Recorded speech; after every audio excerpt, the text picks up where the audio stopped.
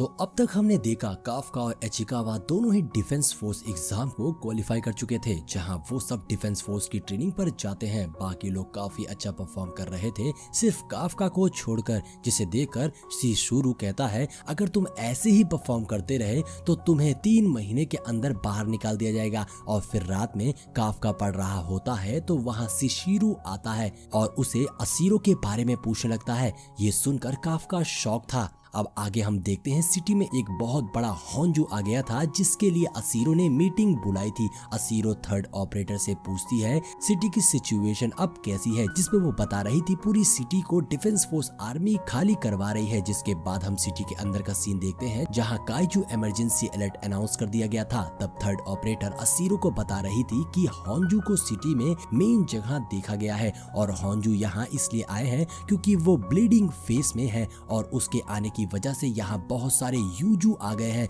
इसलिए अगर हम सिटी को नुकसान से बचाना चाहते हैं तो हमें होंजू को सेंटर में ही मारना होगा। जिसके बाद सभी लोग अपने अपने टारगेट की तरफ जाने लग गए थे। उधर काफका काफी परेशान था उसे देखकर कि कोरू सोच रही थी मुझे अभी भी विश्वास नहीं हो रहा कि काफका काइजू नंबर 8 है। तभी काफका को उल्टी होना शुरू हो जाती है और वो कहता है मैं बहुत ज्यादा नर्वस था इसलिए मैंने कुछ ज्यादा ही खा लिया। कुछ देर बाद वो सब अपने टारगेट के पास पहुंच गए थे तो शिशिरु सभी को मिशन समझाने लगता है कि कैप्टन असीरो थोड़ी देर में ही होंजू को खत्म कर देंगी।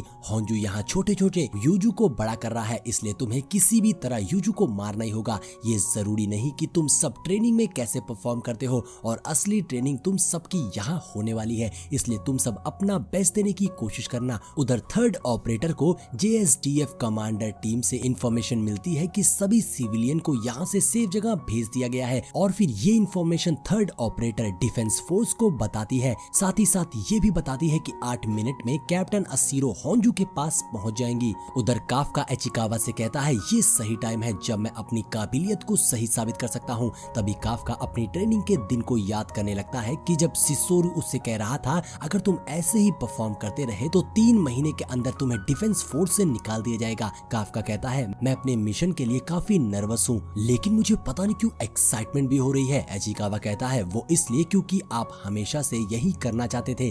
तभी थर्ड ऑपरेटर सबको बताती है सेंट्रल ए में यूजू आ गए हैं। जो सुन वो सब उन यूजू को मारने के लिए निकल गए थे। उधर असीरो भी अपने टारगेट के पास पहुंच गई थी। थर्ड ऑपरेटर JSDF टीम को कवर फायर करने के लिए कहती है ताकि होंजू सेंटर की तरफ आ जाए। जिसके बाद JSDF टीम होंजू पर फायर कर देते हैं जिससे वो सेंटर की तरफ आने लगता है। उधर बाकी सब यूजू के आने का वेट कर रहे थे तो वही काफका सोच रहा था कि इस बार उसे ट्रेनिंग जैसी फील नहीं आ रही है और इस बार उसे इस सूट में काफी पावर फील हो रहा है। अब काफका आगे आते हुए कहता है यूजू के बच्चे मैं तुम्हें मार दूंगा। तभी इतने में ही एक यूजू उससे टक्कर मारकर डस्टबिन में फेंक देता है, जिसे देखकर कायरू कहती है जब तुम्हारी सूट की पावर 0.01% से रीच कर रही है तो तुम आगे क्यों आ गए। वहीं एक सीनियर ऑफिसर ये देखकर कहता है क्या यार अब हमें न्यू ऑफिसर का भी ध्यान रखना होगा, एक काम करो तुम सब छुप जाओ हम इन्हें संभाल लेंगे। अब ऐसी बात सुनकर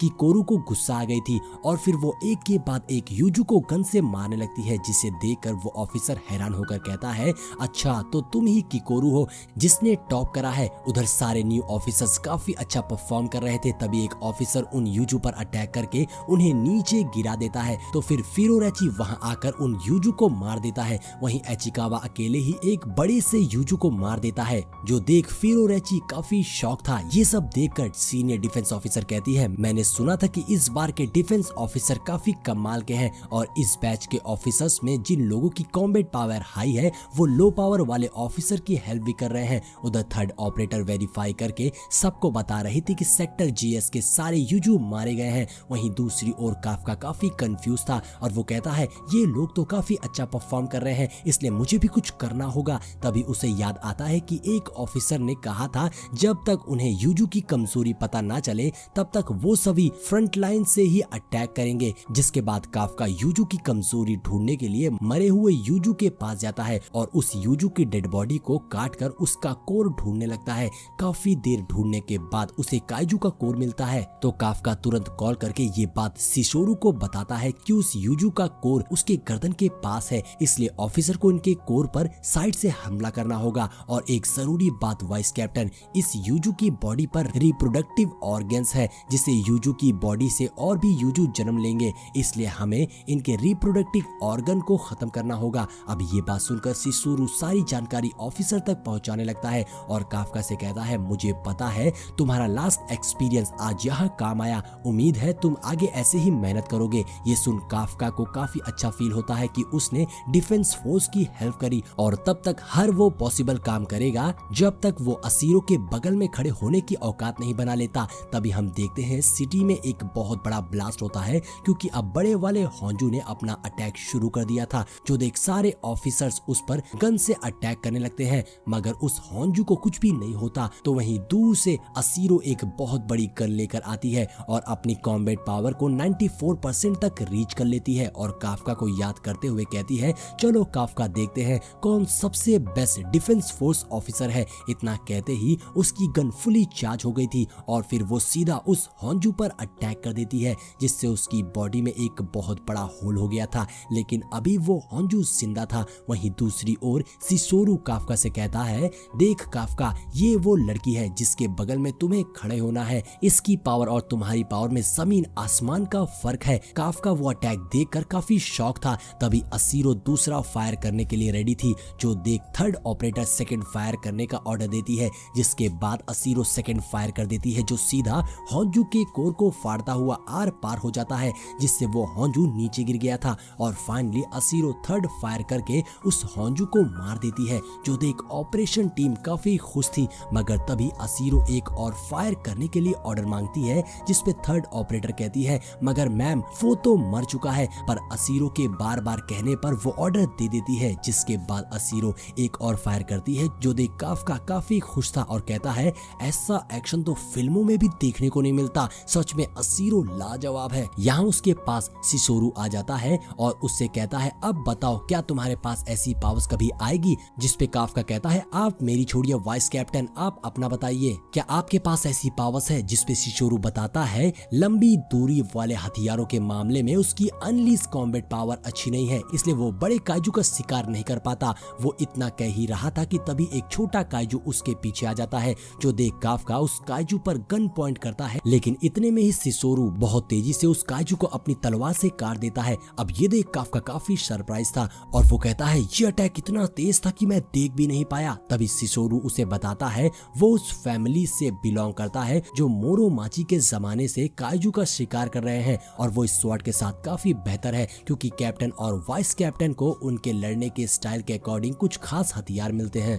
तभी ऑपरेशन टीम उन्हें बताती है कि सारे यूजू मारे जा चुके हैं। जो सुन सिसोरू काफका से कहता है, चलो बातें बहुत हो गई, अब हमें असली काम करना है। तो काफका कहता है, लेकिन सारे यूजू तो मर चुके हैं। जिसपे सिसोरू कहता है, हाँ लेकिन वो मरे हुए यूजू बहुत से काइजू को जन्म दे रहे हैं, इसलिए हमें उनके ऑर्गन को खत्म करना होगा। वहीं दूसरी ओर हम बहुत से काइजू को देखते हैं जो सिटी की ओर आ रहे थे। तभी सिसोरू सारे ऑफिसर से कहता है, चलो बॉयज जल्दी से इन काइजू का सफाया करो, जिसके बाद हम घर जाकर बढ़िया सा नाश्ता करेंगे।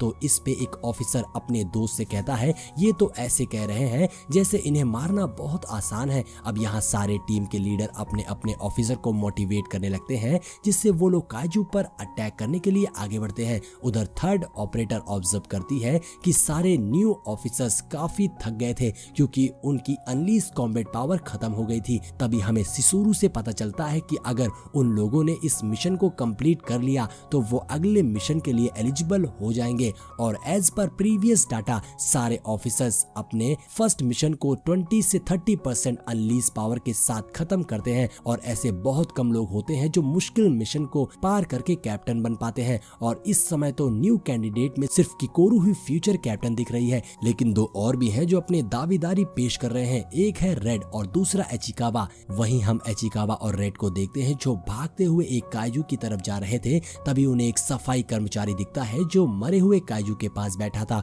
और वो दोनों उससे कहते हैं, क्या तुमने अलार्म नहीं सुना, सिटी को पूरा खाली कर दिया गया है, तो तुम यहाँ क्या कर रहे हो। जिसपे वो बंदा बोलता है, मेरे लगाए हुए रिप्रोडक्टिव ऑर्गन्स को इन लोगों ने खत्म कर दिया, इसका मतलब जरूर कोई डिफेंस फोर्स है जो काइजू के बारे में सब जानता है, क्या तुम लोगों को इसके बारे में पता है। इतना कहते ही उस बंदे के फेस पर काइजू ऑर्गन्स निकलने लगते हैं, जिसके साथ ही हमारा ये एपिसोड यहीं पर एंड हो जाता है। जाता है। दोस्तों आगे वो काइजू क्या करेगा, कहीं वो इचिकावा पर हमला तो नहीं करने वाला है? ये सब जानने के लिए चैनल को सब्सक्राइब कर लीजिए। मिलते हैं नेक्स्ट